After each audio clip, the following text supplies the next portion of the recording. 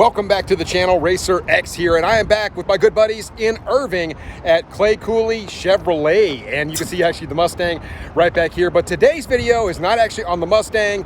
It's not a Mopar video. Today it is all about the Camaro, in particular the Camaro SS, and why it is so formidable in a naturally aspirated application. It's a very unique engine. So anyway, I'm going to talk to you guys about it today, and we're going to talk all about just how fast a naturally aspirated Camaro SS can really be. Should be a fun one. If you're new to my channel, please do me a big gigantic favor. Only 21% of you guys that are watching this video are actually subscribed to the channel.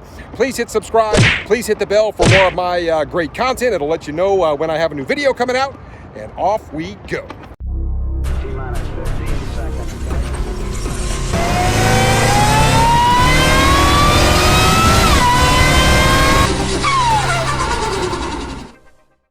So here is the car that I wanted to talk to you about today.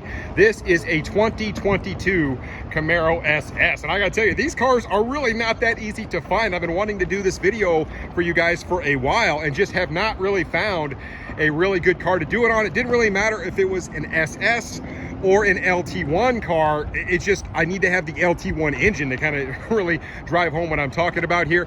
This one is actually a beautiful car, an all black car with red accents. I'm a huge fan, as you guys can probably imagine, but this is actually a red line edition. You can see little pops of red all over this one. You can see the red badges on the side, on the mirror, kind of little interesting spots there on the wheels. Even as you get inside of this edition, the red seat belts, the red pops on the door, on the center section, all of that good stuff. So I just kind of like that little bitty appearance package that they put on this Camaro, but they're very hard to find right now. But really, the main thing that I want to talk to you about today is just how incredibly fast these Camaros can be when you keep them naturally aspirated. And really, I talk a lot about the Mustang. Obviously, you know, I own the Mustang. Boom, there it is. It's a really fast car, but it's got twin turbos on it. I'm talking about somebody who's a little bit more budget conscious in the fact that, look, I want to keep this thing naturally aspirated, but I mean, these things are monsters just keeping them naturally aspirated. And believe it or not, the Mustang, of course, you know, when you compare it to the Mopars especially, but this is actually the lightest car of the bunch, especially when you talk about the LT1 version of these. So these cars are actually pretty light comparatively speaking. So that's the first part of it. So here is the rock star in the Camaro SS, or even the LT1 version of this particular package. That is, well, it's the LT1 engine. It is a 6.2 liter all aluminum V8 from Chevy. It is really, really nice. We're talking about direct injection here. And I will say, this thing has so much potential. So it's 455 horsepower, 455 pound-feet of torque. So when you compare that really to, say, like what's in the Mustang and the Coyote, you're looking at 460 horsepower, but far less torque in 420. Obviously, you have a lot more displacement when you talk about 5 liters versus 6.2. So the torque is definitely there with this particular package, but that's only scratching the surface of what one of these Camaro SS cars can really do, because these engines respond extremely well to mods. Even so, I mean, you know, if you take the ZL1 version of the Camaro, which I absolutely love, I'm a huge fan, as many of you guys know, this thing, naturally aspirated, definitely has the ability to surpass what the ZL1 Camaro can do. And the ZL1 Camaro is boosted. It has that 1.7 liter supercharger sitting on top of that 6.2 liter engine. But these things can be absolute monsters with just some work done to it, a little bit of time, a little bit of tuning work, and these can actually be faster naturally aspirated than a ZL1. So let me explain. So here are my thoughts on why the Camaro SS is so incredibly formidable if you just keep it naturally aspirated. As a matter of fact, when you talk about really the big three, say like the Camaro SS, you talk about the Mustang GT, and then also you compare to, say, maybe a Scat Pack, right? When you talk about the Hemi, those cars, for some reason, they just don't pick up that much with modifications. So even if you do a cam in those, you change it over to E85, it really doesn't respond all that crazy to E85 either. And they come very optimized from the factory. And the Scat Pack is a fantastic engine. Obviously, that 6.4 Hemi, it packs a ton of low-end punch. But when you talk about how much it can gain power-wise, it is expensive horsepower, because when you do a cam in one of those, just the cam itself, you got to take the heads off of them. It's pretty invasive. And you're talking about like $4,000 just just for a cam. Whereas if you do a heads and cam package with the Chevy car, a completely different story altogether, because the cam really just slides right into the front of this engine. So by comparison, the cam is much cheaper to do in one of these. And for some reason, you can put a bigger cam, a much more lopey cam in this, and it still stays very drivable. It's just one of the great things about the Camaro SS. And then of course you can do the headwork on these pretty easy as well. And when you talk about the Mustang, a completely different story again altogether, right? Because the Mustang, you're talking about a completely different type of engine. It's a dual overhead cam, so it has 4 cams in it. It has, it's got 4 valves per cylinder. It's just a completely different animal altogether. So doing cams in a Mustang, they're a lot harder to tune. It's a lot more invasive. It can be done like anything else. But this car, a heads and cam package on one of these is just so much easier to do.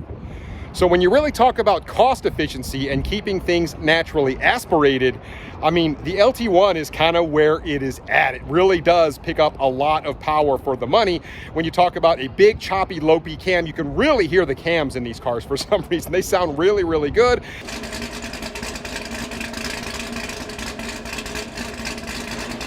A little bit of headwork there. You throw some other things on it, which I will explain to you in a minute, kind of what that perfect setup is. But the other thing is the E85 tunes on these. It's just like in the Mustang. The Mopars, they pick up next to nothing with E85. They just really don't react all that favorably to E85. However, both the Coyote and the LT1 seem to pick up a lot of power on E85. It's just the way those engines are engineered. Even though the Coyote and the LT1 are vastly different, they both respond favorably to an E85 tune. So here's what kind of floors me about the Camaro SS and what I like about it so well, this particular power plant. Now, as I mentioned, 455 horsepower is what this thing makes to the crank that's quoted by Chevrolet. And these things tend to dyno somewhere right around the high 300s to right at that 400 range. 401 for a stock car, not too bad. There are a lot of variables when it comes to dyno tuning. Obviously, it depends on what kind of dyno. Is it SAE or STD? Is it corrected? All those sorts of things, a little bit of humidity, stuff like that. But, and each dyno is just a little bit different. But I did a lot of research, and by and large, when you look at stock Camaro SSs, somewhere around that 400 mark is kind of where they tend to land. Now, with keeping this thing naturally aspirated, a really solid amount of work done to it though, these things actually can make in the high 5s in terms of horsepower to the tire.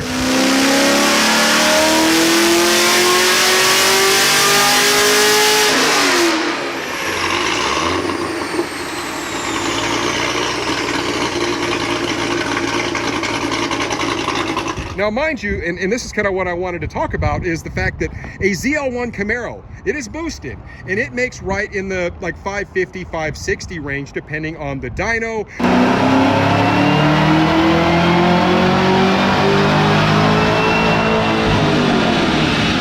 Basically, we can say this is right around 550, 560.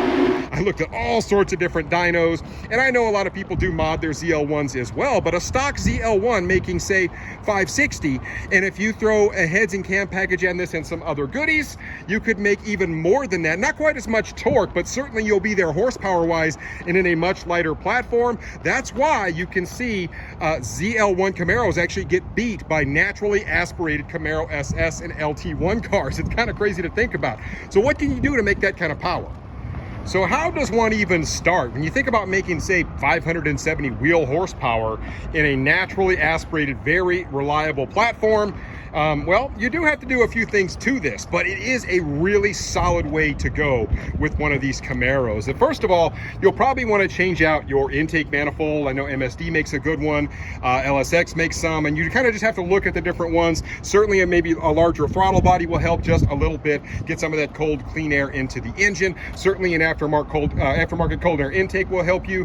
When you talk about like AFE and open air filament, you could go with a closed system as well, and I think a lot of those closed systems work quite well on these cars. But certainly you want to start with the top of the engine, and then we get into kind of the heads and cam packages on these, and that's really where you pick up a lot of power on these. And you can go with a pretty big aggressive cam on one of these LT1 engines, and the thing still runs quite well. You're not worried about, say, one of the land rings failing quite so much. Like when you have a boosted application, a lot of people will say, oh look, you know, you can just go ahead and just throw a supercharger on. Well, that's not always the simplest thing to do. I realize, yes, you can make good horsepower about the same or even more when you go boosted, but at the end of the day, if you put a solid supercharger on one of these, by the time you're done with tuning and fuel and all the other things that come with it, I mean, let's be honest, you're out about 10 grand. A heads and cam package on one of these, even with all the other supporting mods on it, is going to run you much less. But a big bumpy lopey cam that sounds good at a stoplight, that is a great way to go on one of these.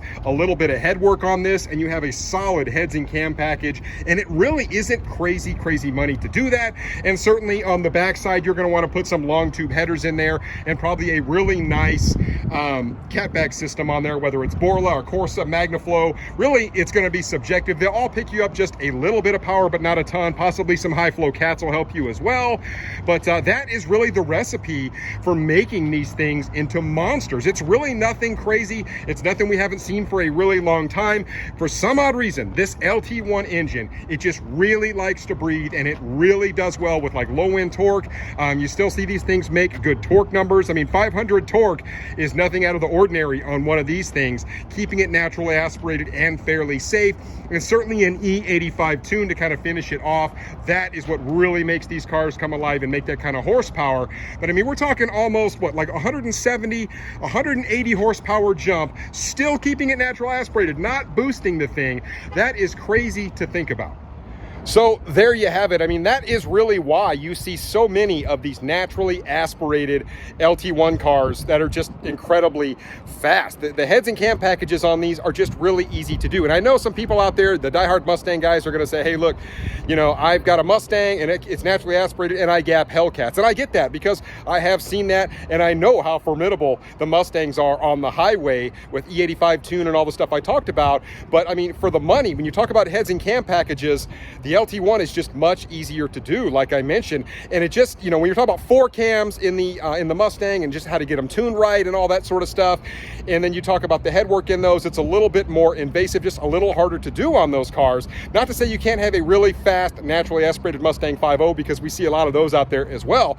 But this is the most budget-friendly, like heads and cam, really fast, like almost 600 wheel horsepower deal that you can get in the LT1 Camaro. I mean, they are fantastic when you keep them NA. So at the end of the day, what would I do? I would probably build a naturally aspirated car if I was going to get a Camaro SS. If I was going to have a Coyote, just like what I've already done, you've seen it.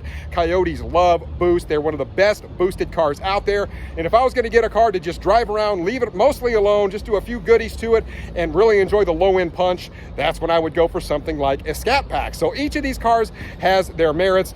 But it is just crazy to me that a naturally aspirated Camaro SS can absolutely give a ZL1 fits all day long and oftentimes beat it and still keep it reliable without a crazy amount of work done to it. Pretty good stuff. Let me know what you think about this stuff in the comments below, guys, and I will catch you on the next one. So until then, Racer X.